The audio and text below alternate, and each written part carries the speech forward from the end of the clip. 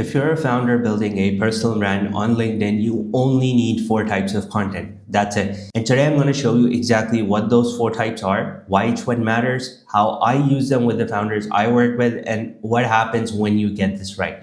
Now, this isn't theory. This is literally the exact framework I use to build founder-led personal brands that actually drive demand and revenue.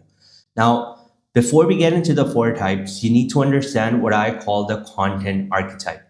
Now, this is your content blueprint. It defines exactly what you talk about and why. Content archetype gives you that structure. It ensures every piece of content serves a strategic purpose. Now, here are the four types of content pieces you actually need. The first is tactical. The second is case studies. The third is industry insights. And the fourth is personal stories.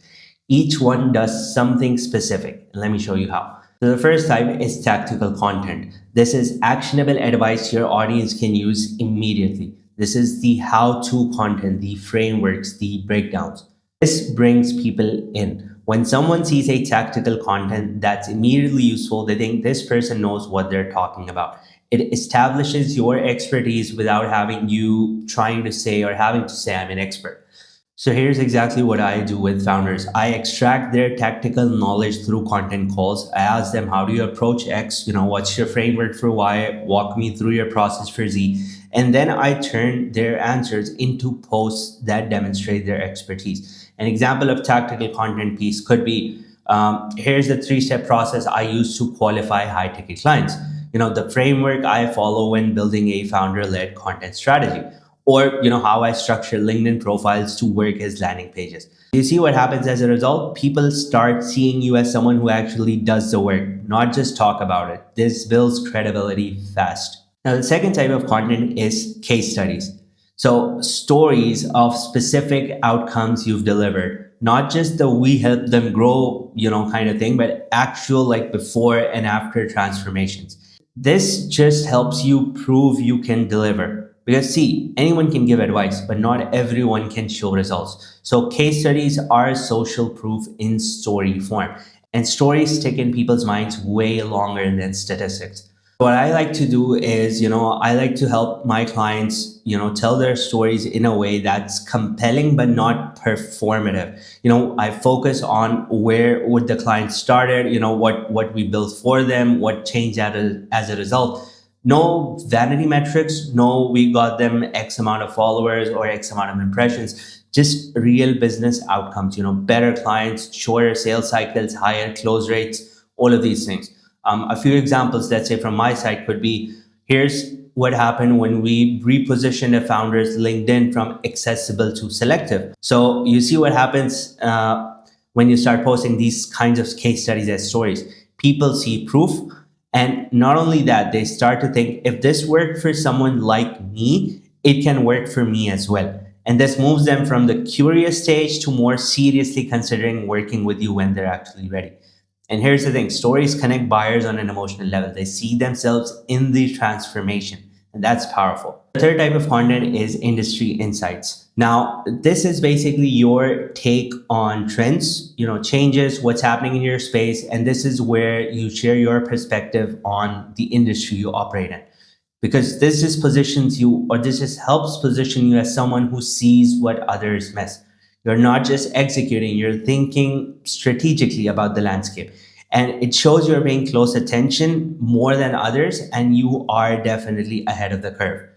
So normally I ask, my clients, what's changing in your industry? Where are the things most people generally tend to get wrong? And what do you see coming in the next, couple of years that others just don't, that helps you prepare your clients well enough for when that actually happens. And I help them articulate those insights in a way, again, that's clear and very, very compelling.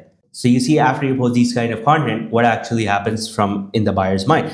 You're no longer just another service provider. You're a thought leader, someone who understands the game at a deeper level. And this attracts people who want strategic partners, not just vendors. And then we finally move into the fourth type of content, which is personal stories. Now, a personal story is your journey, your lessons learned, your experiences, and what makes you human. Because this is what separates you from everyone else. Your tactical advice might be similar to someone else's, your insights might overlap, but your story, that's only yours. And here's the key: sharing your story isn't an ego move, it's the complete opposite.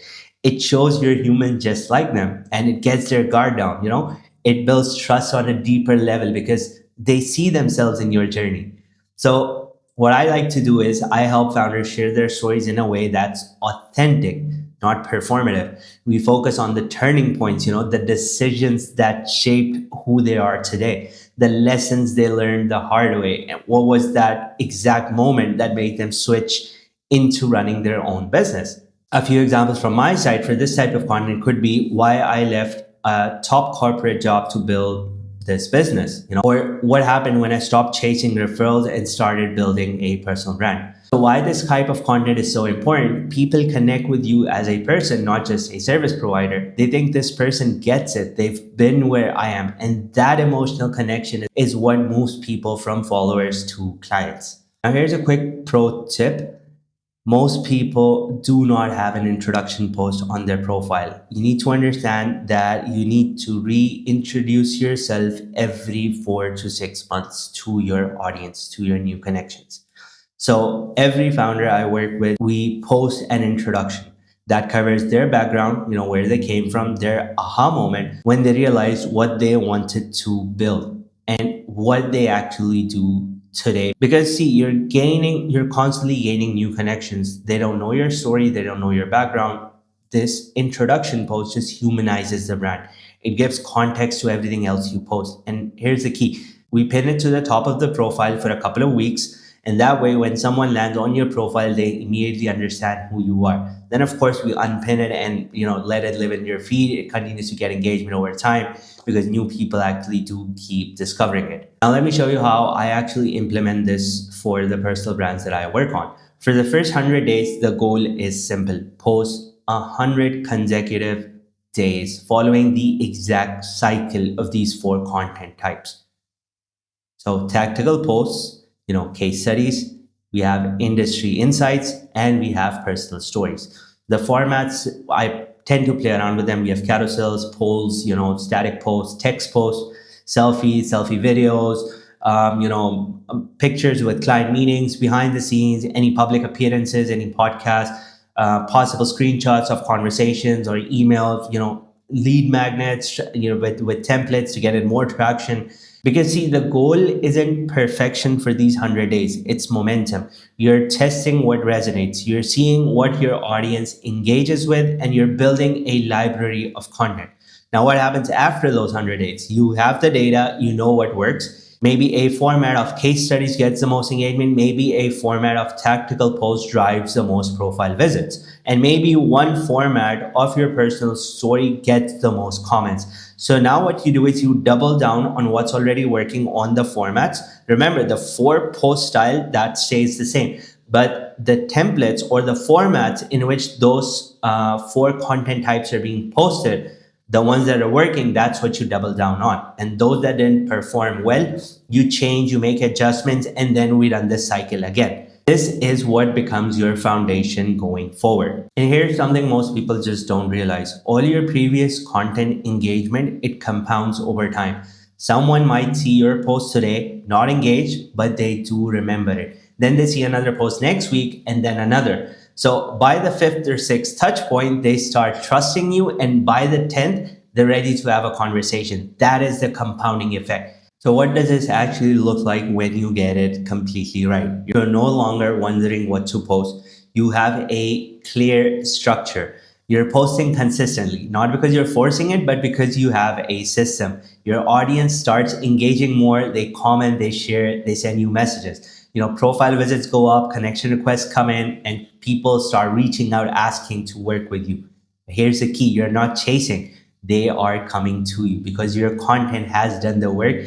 It's built the trust. It's demonstrated your expertise. It's shown your story.